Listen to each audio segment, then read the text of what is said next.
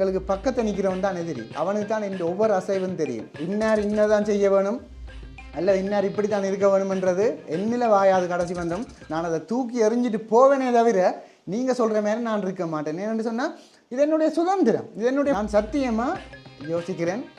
நான் இங்கே பிறந்ததுக்கு வெட்கப்படுறேன், சரியாக வெட்கப்படுறேன். ஏன்னு சொன்னால் மேசன் வேலை செய்கிறவன் என்ன அவங்க வடிவேலை வலிக்கிட்டுன்னு பல்சர் பைக்கோட போகிறாங்க, அப்புறம் அங்கே வேலை செய்யிட்டு வலிக்கிட்டு வாரதோ, வெளிக்கிட்டு வந்தால் உங்களுக்கு என்ன? இவர் இன்ன ஆக்களுக்கு தான் படிப்பிக்கிறவர், இவர் இன்ன ஆக்களுக்கு தான் படிப்பிக்கிறார். ஏன் இப்படி படிப்பிக்கிறார்? அவங்க என்ன ஆக்கலண்டான்னு உங்களுக்கு என்ன செய்யுது? என்னுடைய நண்பன் ஒருத்தன் பாரான், கை கொடுக்குறான், போகிறான். அதுக்கு பிறகு அவன் 20 வருஷத்துக்கு பிறகு நடு ரோட்டில் குடிச்சு போட்டு விழுந்து கிடக்கிறான். அதுக்கு நான் போய் பேட்டி எடுத்ததான் காரணமா? என்னுடைய 50,000 ரூபா காசை துளையக்கு எனக்கு ஒரு தரம் ஹெல்ப் பண்ணல, வேறு வேறு வேறு வேறு வேறு விதமாக எனக்கு பிரச்சனைகளை உருவாக்கி இருக்கணும். தன் நம்பிக்கையோடு சொல்கிறேன், நீங்கள் அந்த நாளை மறக்காத மாதிரி ஒரு சம்பவம் நான் உங்களுக்கு செய்வேன். ரைட்டா? நீங்கள் என்னை எவ்வளவு துன்புறுத்தலுமெண்டா இங்கே பிறந்த என்ற ஒரே காரணத்துக்காக எந்த ஒரு விஷயத்துக்கும் ஓய்வு காலம் என்று ஒன்று இருக்குது. அது என்ன தொழிலுக்கும் இருக்குது, எல்லாத்துக்கும் இருக்குது ஓய்வு காலம். தோட்டம் கொத்துராக்கலம் புரிஞ்சதும் என்னோட பார்த்துட்டு எரிச்சலாக பார்ப்பினும் பிறகு கும்பிட்டு கலவாக பார்க்குறது பார்த்துட்டு பிறகு அது நிவடத்து ஒரு சின்ன மடிப்பண்டு வீட்டை பார்க்கலையே கண்ணாடி என்னோட வருவேன் சில பண்டுகள். ஒப்பா அன்னைக்கு நல்ல தண்ணியில் வந்தார், பிற ஒரு மாதிரி இவனோட கரனோட ஏற்றி விட்டுட்டோம். என்ன மாதிரி ஆள் இப்போ அடிக்கிறதோ? இப்போ நீ வேண்டி கொடுக்க போறியே. நீங்கள் இருக்கிற எல்லா பெரும் கல்லறையும் விட்டுட்டு ஒரு அப்ப கோப்பை ஆப்பிட அவரில் பிடிச்சிட்டு எல்லாம் செய்யலாம்னு சில பேர். மற்றவன் எப்படி இருக்க வேணுமென்று டிசைட் பண்ணுற உரிமை எவனுக்கும் இல்லை. சில பேர் சொல்கிறதா இவங்களெல்லாம் இப்போ இப்படி வந்துட்டாங்க, அதுக்கு உனக்கு என்ன? அவன் வரட்டேன், அவன் பாவம் தானே. நான் எப்போ என்னில் ஒரு குணம் வல்னரபிலிட்டியான குரூப்புக்கு தான் நான் சப்போர்ட் பண்ணுவேன். இப்போ எந்த சொந்தக்காரராக இருந்தாலும். வணக்கம் மக்களே. சில விஷயங்களுக்கு எங்களுக்கு அதை நினைச்சா பெருமையாக இருக்கும், சில விஷயத்துக்கு ஏண்டா இங்கே பிறந்த நின்ற மாதிரி இருக்கும் சில விஷயங்கள் எங்களோட வாழ்க்கையில். இந்த காணொலியில் நான் கதைக்க போகிற விஷயம் நான் ஏன் இங்கே பிறந்த நின்று சொல்லி கவலைப்படுற ஒரு விஷயமா இருக்க போது. இந்த காணொலியும் நான் எடிட் பண்ண மாட்டேன். என்னென்னு சொன்னால் என்னுடைய இமோஷன்ஸை வெளிப்படுத்த வேணும். ஸோ என்ன விஷயம்னு சொல்லி நேரடியாக விஷயத்துக்கு வரேன். இலங்கையில் சில பேர் எப்படியான மனநிலையில் இருப்பினோம்டா இன்ன ஆட்கள் தான் இன்ன உத்தியோகம் செய்ய வேணும், அது உங்களுக்கு விளங்கும். உதாரணமாக சொன்னால் ஒரு தோட்டக்காரன் பிள்ளை படித்து முன்னுக்கு வந்தால் நிறைய பேருக்கு தாங்காது. ஒரு சீவல் தொழிலாளியின் பிள்ளை டாக்டராக வந்துட்டால் சில பேருக்கு தாங்காது. வெண்மம்ண்டா அப்படி வெண்மம் வச்சிருப்பினோம். இது ஒரு சாதி கூட்டம். இது முந்தி இருந்தது, இப்போ கொஞ்சம் குறைஞ்சிட்டுது, கமுக்கமாக இருக்கணும் எல்லாரும். என்ன ஒரு குரூப் இருக்குது, இன்ன வேலையாக்கள் இன்ன வேலை தான் செய்ய வேணும், மிச்சம் ஒன்றும் செய்யக்கூடாது. இவர் பிஏ செய்யோ யூடியூப் செய்கிறதோ, இவர் கொஞ்சம் கூட கற்றுக்கிறாரு, நான் ஆளை பிடிச்சவருக்கு அமர்த்தவன், இப்படி ஒரு குரூப் இருக்குது. இப்படியா? இங்கே பாடுறா இன்ஜினியர் பாட்டு பாடுறான், இன்ஜினியர் சும்மா பாட்டு பாடிக்கொண்டு தெரிகிறாரு என்ன என்ற ஒரு குரூப் இருக்கும். ஏன் இன்ஜினியர் பாட்டு பாடக்கூடாதா? இன்னொரு குரூப் இருக்குது, அங்கட்டா ஐயர் பல்சர் பைக்கில் சும்மா 70 முறுக்கி கொண்டு போகிறாரு என்ன. ஏன் ஐயர் முறுக்கினா முறுக்குப்படாதா மோட்டர் பைக்? இப்படி ஒரு குரூப் இருக்குது. இன்னும் சில பேர் சில விஷயம் இவர் என்ன கதைக்கிறது, வேறு ஆக்களை ஏதாவது காய்ச்சிட்டு போனால் ஓகே, இந்த ஆள் என்ன கதைக்குது, இது ஏன் இவர் இப்படி கதைக்கணும், அது நீங்கள் முடிவு செய்வீங்கள் நாங்கள் என்ன கதைக்க வேணும்னு சொல்லி. இன்றைக்கு இந்த காணொலியில் அதை பற்றி தான் நான் கதைக்க போகிறேன். எனக்கு நடக்கிற சில விஷயங்கள், நான் சிலதை சட்ட ரீதியான பிரச்சனைகள் இருக்கிறதால என்னன்னு கதைக்காமல் சொல்கிறேன், உங்களுக்கு விளங்கும்னு நான் நினைக்கிறேன். நான் வளர்ந்து வந்த சமூகத்தில் ஒரு விஷயத்தை நான் பார்த்தேன். நான் எப்படி என்றால், நான் ஆரம்பத்தில் எங்களுடைய கிராமத்தில் என்ன நடந்ததுண்டா, சில சாதி என்ற ஒரு விஷயம் இருக்குது, உங்களுக்கு தெரியும், அது மறையாமலும் இருக்குது. இந்தியாவிலே ஆக மோசம். இன்ன சாதியாக்கள் இப்போ இன்ன வேலை தான், இன்ன சாதியாக்கள் படித்தா இன்னாட்ட மகன் படித்து வந்துட்டானாம் என்ன, அந்த சீவல் அவன் படித்து வந்துட்டானாம் என்ன, படித்து என்னாலும் என்னண்டு படித்தவன் ஒரு லக் கொண்டு இருக்க ஆளுக்கு என்னண்டு வினம். இப்போ அவன் ரிசல்ட்ஸ் வந்தால் போய் எல்லாம் கொண்டாட மாட்டினான், அவனை வாழ்த்துற மாதிரியே கேவலப்படுத்துகிற மாதிரியான வேலை செய்வினம். என்னன்றா தம்பி படிச்சிருக்கிறான்னு ஒரு மாதிரி, இவருக்கு அவ்வளோ புழுவனம், இவர் பெரிய இதில் நிற்கிறார்.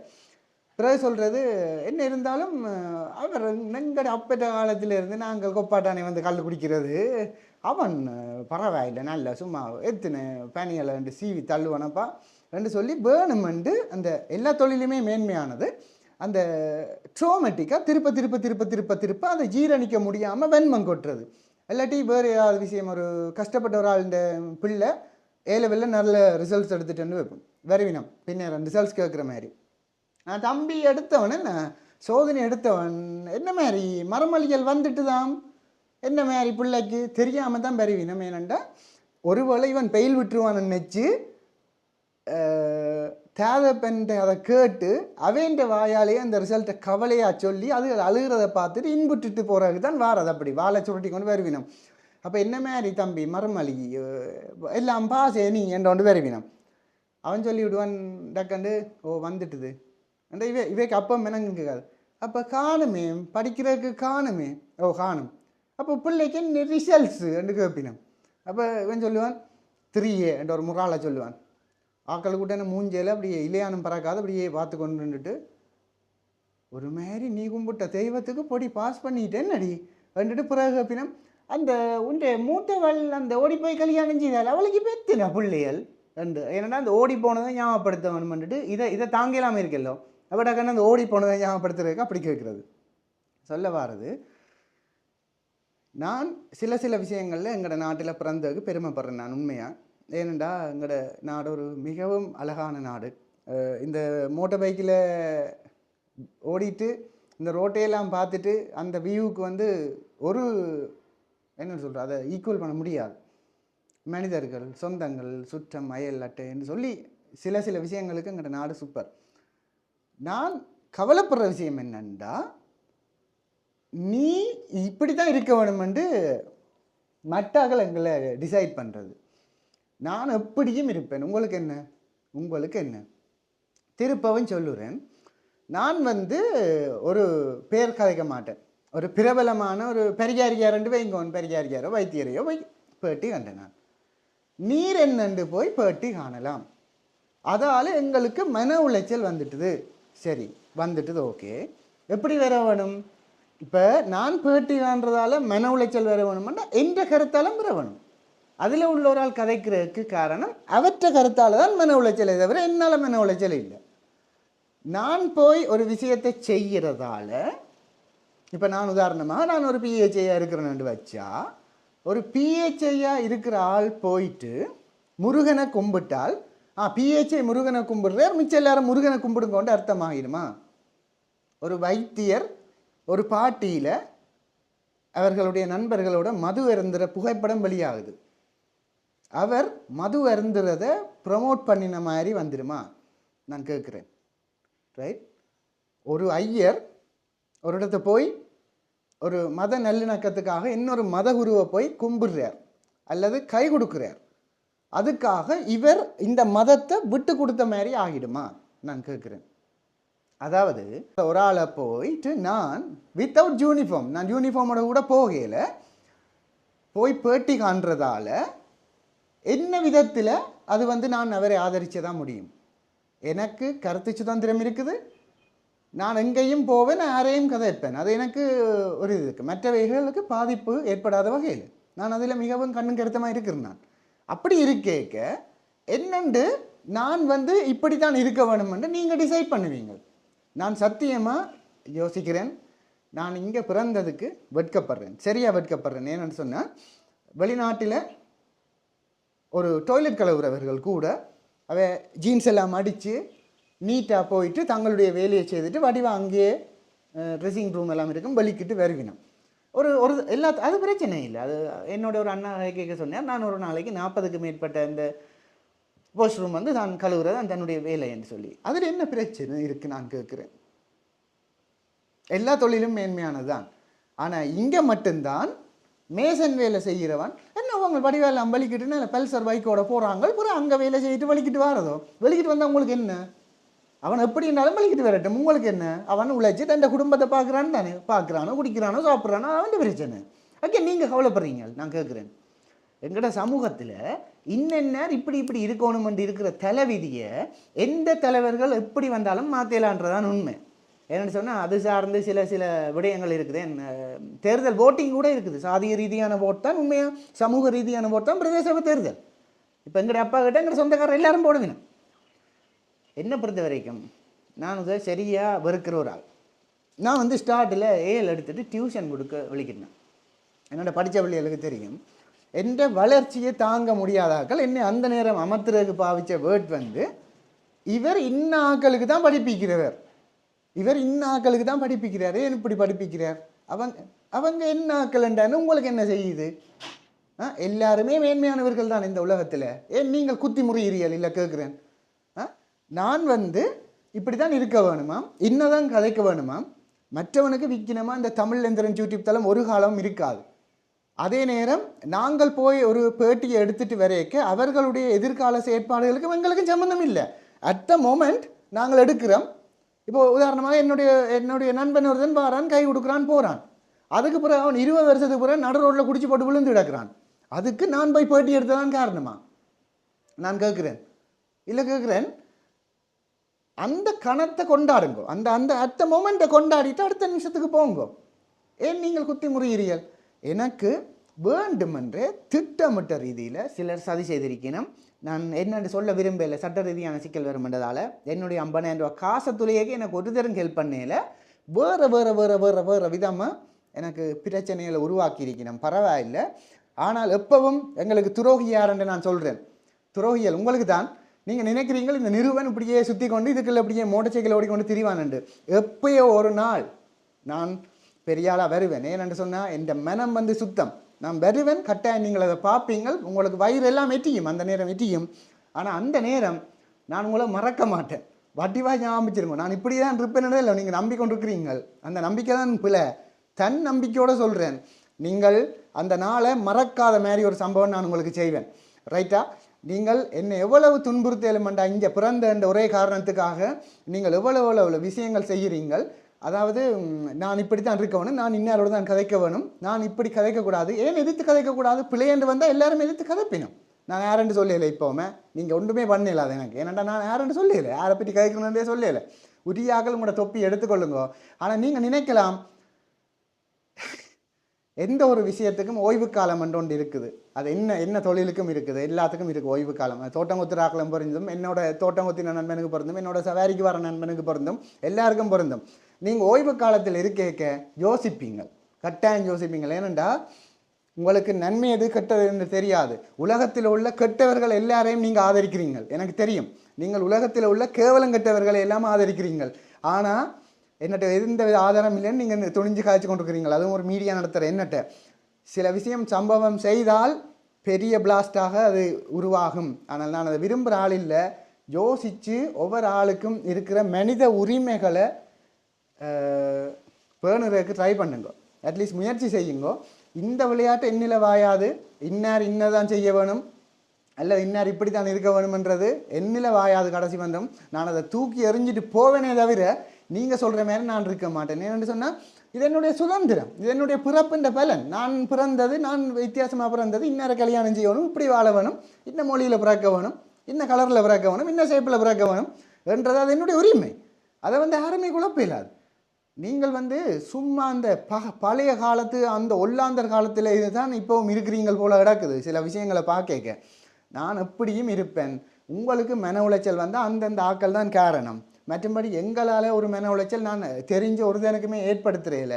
நீங்கள் அந்த பழைய வாதத்துக்கு இருக்கிறீங்கள். இப்போவும் அந்த அவர் அதான் செய்ய வேணும் அல்லது இவர் இப்படி தான் இருக்க வேணும்னு சொல்லி அது பொறுக்காது. கோயிலில் வந்தாலும் வேணுமென்று ஒரு சாரி நல்லா இருக்கின்ற ஒரு பொம்பளைன்ற பார்த்துட்டு எரிச்சலாக பார்ப்பினும் பிறகு கும்பிட்டு களவாக பார்க்குறது இப்படி பார்த்துட்டு பிறகு அது நிமிடத்து ஒரு சின்ன மடிப்பொண்டு வீட்டை பார்க்கலையே கண்ணாடி என்னோட வருவினேன். சில பொண்டுகள் சில பேர் வருவினம். இப்படி என்னுடைய வைஃபை நான் நோட் பண்ணியிருக்கிறேன். சில பேர் வேணுமெண்டு அந்த அவைக்கு ஒரு நோய் மாதிரி. அது என்ன இதை காணையில் சரி ஓகே கொஞ்சம் இழுத்து விடுங்க வந்தோடனே அவள் பிறகு டென்ஷன் ஆகிடுவாள். அது என்ன ஒரு நோய். இதே மாதிரி ஒரு ஆள் வடிவ வலிக்கிட்டுட்டா வந்து நிற்கிறான் வந்துட்டு அப்போ நீர் அந்த போன முறை அந்த மோட்டர் சைக்கிளோட இடிவட்டீர் அந்த காசு வந்துட்டாங்களே நீங்கள் கொடுக்க போகிறீங்களே அந்த இடிவட்டது இருக்க ஞாபகப்படுத்தி இந்த மார்க்ஸை குறைச்சி விடுறது. இல்லாட்டி அந்த கொப்பை அன்னைக்கு நல்ல தண்ணியில் வந்தார் பிற ஒரு மாதிரி இவனோட கரனோட ஏற்றி விட்டுட்டோம். என்ன மாதிரி ஆள் இப்போ அடிக்கிறதோ இப்போ நீ வண்டி கொடுக்க போறியே. இப்படியான சமூகத்தில் தான் நான் இருந்து வளர்ந்தேன். நான் புத்தூர் என்ற சாதாரண ஒரு கிராமத்துக்கு இருந்தான். அட்லீஸ்ட் இப்போ ஒரு மீடியா அப்படி இப்படின்னு ஒரு 4-5 பேரை தெரியும். பெரிய ஆள் இல்லை, சாதாரணமாக ஒரு ஆள். நிறைய விஷயங்களை நான் படிப்பேன். அது என் கெப்பாசிட்டி. அது நான் நிறைய விஷயங்களை உள்வாங்கி படிப்பேன். நீங்கள் இருக்கிற எல்லா பெரும் கல்லறையும் விட்டுட்டு ஒரு அப்ப கோப்பையை ஆப்பிட அவரில் பிடிச்சிட்டு எல்லாம் செய்யலாம்னு சில பேர் நிற்கிறது. இப்படி கனவேர் பாவம் இந்த உலகத்தில். என்னென்னு சொல்கிறது, ஏதாவது முன்னேறுவோம்ட்டா இந்த சமூகமே குட்டிடும். அது என்ன சாபக்கடோ எனக்கு தெரியாது. ஆனால் இதை என்ன மாதிரியான ஆட்கள்கிட்ட வந்து ட்ரை பண்ணக்கூடாதுன்றதான் நின்ற இது. ஏனண்டா அதை விட்டு சுதந்திரம் ஒவ்வொரு ஆள்கிட்ட. இப்போ நான் இன்றைக்கு இப்படி இருக்கலாம், சில வேளை நான் நாளைக்கு ஒரு நல்ல ஒரு நாட்டில் போய் இருந்து கொண்டு அங்கே இருந்து கொண்டு இன்னும் படி வகுசாராக கதைப்பேன். ஏன்னா அங்கே வந்து அவ்வளவு கருத்து சுதந்திரம். இப்போ ரோட்டில் கூட கஞ்சா கேக் விற்கிற கடை இருக்குது, அந்த அளவுக்கு அவன் அவ்வளவு இண்டிபெண்ட்டாக வச்சுருக்கிறான். சொல்ல வரது அங்கே இருக்குதான், அதுக்கு தகவையானசும் இருக்குது. அப்படியான சுதந்திரங்கள் உள்ள ஒரு நாடுகளில் இருந்தால் உங்களை மாதிரியான குரோனிக்காக்கள் செய்த வேலைகளுக்கு என்ன சம்பவம் செய்யலாம் பாயால் கதைச்சு வளைவாக யோசிச்சு பாருங்க. எப்பவும் வந்து எங்களுக்கு துரோகி யாருண்டா பக்கத்தில் இருக்கிறவன் தான், மிக நெருக்கமானவன் தான் துரோகி. துரோகிகளை நீங்கள் வந்து பகடக்காய்களை ஆக்கப்பட்டிருக்கிறீங்கள். நீங்கள் வந்து அதாவது கோடாலி காம்புகள், உங்களை கோடாலி காம்பை பாவிச்சு பாவி வருது, பிரச்சனை இல்லை. நீங்கள் அதை பெரிய கெத்தாக நினைக்கிறீங்கள். ஏன்னு சொன்னால் உங்களுக்கு நல்ல மதிப்பு மரியாதை கிடைக்கும். நான் யாருன்னு சொல்லிடுறேன். இப்போ நான் யாருன்னு சொல்லலை. கோடாலி காம்புகளே, இந்த கோடாலி காம்பு வேலையை விட்டுட்டு உங்களை நீங்கள் டெவலப் பண்ணுற வழியை பாருங்கள். உங்களுக்கு தெரிந்த உலகம் வேறு, எனக்கு தெரிஞ்ச உலகம் வேறு. அதை நீங்கள் டிஃபைன் பண்ண முடியாது. நீங்கள் சொல்லலாது எனக்கு இந்த இந்த இந்த இந்த இன்கம் காணும், இப்படி தான் வாழ்கிறது, நாங்கள் இப்படி தான் இருக்கிறோம். நீ இருந்துட்டு போவடிவா, அதுக்கு அது உண்டு பிரச்சனை. அதே நான் அப்படி இருக்கணும், நான் எப்படியும் இருப்பேன், எப்படியும் வாழ்வேன், எப்படியும் சாப்பிடுவேன், இன்னாரோட கதைப்பேன். உங்களுக்கு பாதகம் இல்லாட்டி சரி தானே, உங்களை நான் தூசணத்தால் பேசல தானே. எல்லாரும் நிறைய ஆப்புகள் வச்சிருக்கணும். நான் யாருன்னு சொல்லலை, இப்போவும் ஆப்புகள் வச்சிருக்கணும். அதெல்லாம் தக்க சமயத்தில் இந்த கர்மா திரும்பி வரும், அதில் எந்த மாற்றமும் இல்லை. நான் இந்த வீடியோன்ற சாராம்சமே அதுதான். இந்த உலகத்தில் மற்றவன் எப்படி இருக்க வேணுமென்று டிசைட் பண்ணுற உரிமை எவனுக்கும் இல்லை. சில பேர் சொல்கிறதா இவங்களெல்லாம் இப்போ இப்படி வந்துட்டாங்க, அதுக்கு உனக்கு என்ன, அவன் வரட்டேன், அவன் பாவம் தானே. நான் எப்போ வந்து என்னில் ஒரு குணம் வல்னரபிலிட்டியான குரூப்புக்கு தான் நான் சப்போர்ட் பண்ணுவேன். இப்போ எந்த சொந்தக்காரராக இருந்தாலும் யார் பாதிக்கப்பட்டவனோ அல்லது யார் இலக்கு குழுவினரோ நான் அவனுக்கு தான் சப்போர்ட் பண்ணுவேன். இப்போ விஷயங்கள் இருக்குது. இப்போ இன்ன சாதியிலேருந்து ஒருத்தன் வந்துட்டான் என்றால் அது ஒரு பிரச்சனை. நீங்கள் யோசிக்கலாம், இவன் இன்னத்துக்கு இப்படி தான்றான் என்னன்னு சொல்லி. எனக்கு சாதி ரீதியான ஒரு பிரச்சனையும் இல்லை. இன்னொரு பிரச்சனை ஒன்று இருக்குது. என்னண்டு இவன் இந்த இடத்திலேருந்து வந்துட்டான், ஏன் எவ்வளவு பாகுபாடு இருக்குது. மட்டக்களப்பானண்டுவாங்க, யாழ்ப்பாணத்தானண்டுவாங்க, வெண்ணியானண்டுவாங்க, காட்டானண்டுவாங்க. ஒரு ஆள் நல்ல பதவிக்கு வந்துட்டு அதை தூக்கி பிடிச்சு கொண்டு வருவாங்க. என்னொன்று வரும் என்னண்டு இந்த கருப்பன் கரியன் எல்லாம் இந்த வெள்ளியன் சிவலியன் அப்படி பிரச்சனை, முகத்தை வச்சு பிரச்சனை. சில பேர் வருவினம் என்னண்டு அங்கே அந்த கட்டையும் சரியான மோசம், என்ன நீ பெரிய நடுவெல்லாம் இந்த உலகத்திலே பெரிய உயரமானால் தானே அப்படி சொல்லுவேன். எல்லாம் இந்த நடுவல் கொஞ்சம் பிரச்சனை உங்களோட என்ன வேணும். இது வந்து அந்த காலம் எல்லாம் மலையேறிட்டுது. அந்த காலம் மலையேறி எவ்வளவு காலம் ஆயிட்டுது. நீங்கள் இடங்கண்ட இடங்களில் போய் முட்டி போட்டு நில்லுங்க, பிரச்சனை இல்லை. ஒன்றையும் பற்றி யோசிக்காதவன்கிட்ட வந்து இதுகளை வந்து செய்யக்கூடாதுன்றதான் இந்த ஒரு தாழ்மையான வேண்டுகோளாக இருக்குது. இந்த தமிழ் எந்திரன் ஆரம்பிக்கப்பட்டு இவ்வளவு காலம் போய் கொண்டிருந்த இந்த தளம் வந்து நீங்கள் பார்த்தீங்கன்னா விளங்கும். இசை, பாடல்கள், ஆன்மீகம், அப்படி இப்படின்னு சொல்லி எவ்வளோ தேடல், அதெல்லாம் சும்மா செய்யலாது. அதுக்கு வந்து மைண்டு வேணும். இப்போ நான் ஒரு விஷயத்தை ஒரு ஆளை நேர்காணல் செய்யணுண்டா, இப்போ ஒரு இசையமைப்பாளரை நான் நேர்காணல் செய்ய போகிறேன்டா போய் இருந்த இறையில் கழிச்சிட்டு வரையில் அதுக்கு ஒரு டைரெக்ஷன் மாதிரி யூடியூப் பண்ணுறதுக்கு கணக்கு தொழில் இருக்குது. தெரிஞ்சுக்கொள்ளுங்க முதல். நீங்கள் எல்லோரும் நினைக்கிறீங்க வீடியோ பிடிச்சிட்டு வந்தால் சரின்னு சொல்லி. சில பேர் நினைக்கிறேன் இவன் யூடியூப்பர் என்ன போன சும்மா பிடிச்சிட்டேன் 5000 காசு கொடுக்குறான். நீங்கள் இதை பற்றி அறிஞ்சால் உண்மையாக 50 நேரத்துக்கு மேலே வேண்ட வேணும். சரியா? அப்படியான தொழில் தான் இது. இதில் டைரெக்ஷன் இருக்குது, இயக்கம் இருக்குது, எடிட்டிங் இருக்குது, படத்தொகுப்பு கட்டாயம் செய்ய வேணும். டைரெக்ஷனில் சினிமேட்டோகிராஃபின்ற ஒரு விஷயம் இருக்குது, பேக்ரவுண்ட் மியூசிக் இருக்குது. இதை தவிர ஒரு ஸ்டோரி கிரியேட்டர் இல்லை கண்டென்ட் கிரியேட்டர்ன்றது ஒரு பெரிய கடல். ஒரு தானே மனதளவில் குழப்பி நீங்கள் இந்த சும்மா என்ன சொல்கிறது, அதை ஒருத்தருக்கு கொடுத்த கூட ஆண்டவன் கொடுத்த கூட ஒரு விஷயத்தை கையாளுறதுக்கு அது உடனே வராது. அது இந்த பூமியில் எக்ஸ்போஸ் ஆகி வர விஷயங்கள், அது பிறந்ததுலேருந்து நான் தெரிஞ்ச நடந்த விஷயங்கள்லேருந்து வரும். அதுகளை குழப்புற மாதிரியான செயற்பாடுகளில் ஈடுபட்டு இவர் என்ன செய்யலாமண்டு. இப்போ திடீரென இவர் என்ன 16,000 சப்ஸ்கிரைபர் வந்துடுது, ஒவ்வொரு பேர் எவ்வளோ அகலமாக இருந்து முக்குறாங்க, இவன் என்னண்டு இப்படி வாரது என்ற கணவருக்கு பிரச்சனையாக கிடையாது. நான் அதை பற்றியெல்லாம் கவலைப்பட போகிறதில்லை. ஆனால் நான் எப்படி இருக்க வேணுமென்றதை என் வைஃப் கூட டிசைட் பண்ண முடியாது, நான் தான் டிசைட் பண்ணணும். என்னுடைய வைஃப் எப்படி இருக்க வேணுமென்றதை அவட ஒருத்தரை டிசைட் பண்ணிடலாது, நான் கூட டிசைட் பண்ணல, அவன் மட்டும்தான் டிசைட் பண்ணலாம். அதை புரிஞ்சு கொள்ளுங்க. ஃபஸ்ட்டு ஒரு ஆள் நல்ல விஷயம் செய்யுதுண்டா என்கரேஜ் பண்ணுங்க, அது உங்களுக்கு வட்டி வட்டியோட திருப்ப வரும். நிறைய விஷயமா ஊக்கப்படுத்துங்க. நான் அதை தான் செய்கிறேன். நான் யாரோ எல்லாருமே பாராட்டுவேன். இப்போ உதாரணமாக ஒரு அரசியல் பிரமுகர் இருக்கிறாருண்டா நான் அவர்கிட்ட என்னென்னு போகிறான்னு கேட்கிறாது, நான் போவேன், அது என்னுடைய உரிமை. நான் போயிட்டு யாரையும் பேட்டி காணுவேன், எவரையும் பேட்டி காணுவேன். நான் எல்லாரையும் சமணம் மதிக்கிற ஒரு ஆள். நான் எல்லாரையும் மதிப்பேன், எல்லாரையோடையும் கதைப்பேன், ஒரு ஆள்கிட்டையும் ஒரு விஷயத்தை படிப்பேன். அதுக்கு நீங்கள் குத்தி முறிகிறீங்க. நான் இப்போ வந்து சொல்கிறேன் யாருன்னு சொல்லல. ஸோ கோடாலி காம்புகளே, நீங்கள் என்ன செய்யுங்கோண்டா ஒரு கரையாக இருந்து வேடிக்கையை மட்டும் பாருங்கோ, செட் ஆட்டி அடுத்த வீடியோ பாருங்கோ தட்டி போட்டு. உங்களை ஒரு தரையுமே பார்க்க சொல்லி ஒரு தரம் கெஞ்சையில தானே. உங்களுக்கு அந்த குடும்பம் கச்சேரி அண்டு நிறைய விஷயங்கள் இருக்குது தானே. ஏனப்பா நான் என்ன செய்கிறேன்டே யோசிச்சு கொண்டு திரிகிறீங்கள். என்ன அவருக்கு அந்த நாய் எங்களோட மனுஷரில் ஒரு குணம் இருக்குது பாருங்க, சும்மா நேக்கு ஒருக்க எறிஞ்சு பார்ப்போம், அது திருப்பி கடிச்சா பேச இருந்துருவோம். ஒரு குட்டி நேரம் சும்மா ஓடுதுண்டு வைப்போம், அப்புறம் அதுக்கு ஒரு காலால் அடிப்போம், பந்தால் அடிப்போம், ஒரு ஓட எங்களுக்கு ஒரு குச்சி அண்ணன் அட்டிக்கு அட்டிக்கு ஓடுது நெசுமாண்டு. இது வந்து கடி நியாயல் சிலதுகள் திருப்பி கடிச்சு விட்டுருங்கள். அது வந்து கூடாது என்னை பொறுத்த வரைக்கும். அது வந்து என்ன செய்யும்டா வடிவை பார்க்கும், ஒரு கட்டத்துக்கு மிஞ்சி எங்கள் மண்டையிலையும் பிடிச்சி கடிச்சு விட்டுரும். சில நாய்கள் உங்களுக்கு தெரியும் தொண்டையெல்லாம் பிடிச்சி கடிக்கும், அப்படியான நாய்களும் இருக்குது. ஸோ ஒவ்வொரு மனிதனுக்கும் சொல்லி ஒரு கர்ம பயலன்னு கேட்ட மாதிரி அவன் பிறந்து ஒரு விஷயத்தை செய்து கொண்டிருக்கிறான். சில விஷயங்களை காதுக்கு கேட்க சும்மா அப்படி புழுங்கி கொண்டிருக்குது. இது என்ன வேலையப்பா அவங்க செய்கிறாங்களேன்னு சொல்லி. ஸோ மற்றவன் ஏதாவது செய்தா நல்ல விஷயம்ண்டா பாராட்டுங்க, கூடாதுண்டா தன்மையாக சொல்லுங்க, எடுத்து சொல்லுங்க. இந்த பின்னால் முதுகில் குத்துறதுகள், பக்கத்தில் இருக்கிற துரோக வேலை பார்க்குறதுகள், சேர்ந்து அப்படி எட்டப்பன் கூட்டத்தோட சேர்ந்து எங்களுக்கே எப்போ வந்து எதிரி யாருன்னு சொன்னால் எங்களுக்கு பக்கத்தை நிற்கிறவன் தான் எதிரி. அவனுக்கு தான் இந்த ஒவ்வொரு அசைவும் தெரியும். எனக்கு தெரிஞ்ச ஒரு அண்ணா சொல்லுவார், பக்கத்தில் இருக்கிறவன் எப்போ கவனிச்சிட்டேன் நீ வாழ்க்கையில் தோக்க மாட்டேன்னு சொல்லி. ஏன்னாண்டா அவனுக்கு தான் நான் எப்போ மோட்டர் சைக்கிள் எடுக்கிறேன், எப்போ வாரினான், எப்போ போடுறான்னு தெரியும். எப்போ வந்து பக்கத்தில் நிற்கிறார்கள்லாம் துரோகம், பக்கத்தில் நிற்கிறார்கள் சரியான துரோகம். உங்களுடைய துரோகங்கள் வட்டி குட்டி சட்டி முட்டி எல்லாம் சேர்ந்து அந்தந்த நேரங்களில் கிடைக்கும். மீண்டும் இன்னொரு காணொளியில் சந்திப்போம். நன்றி, வணக்கம்.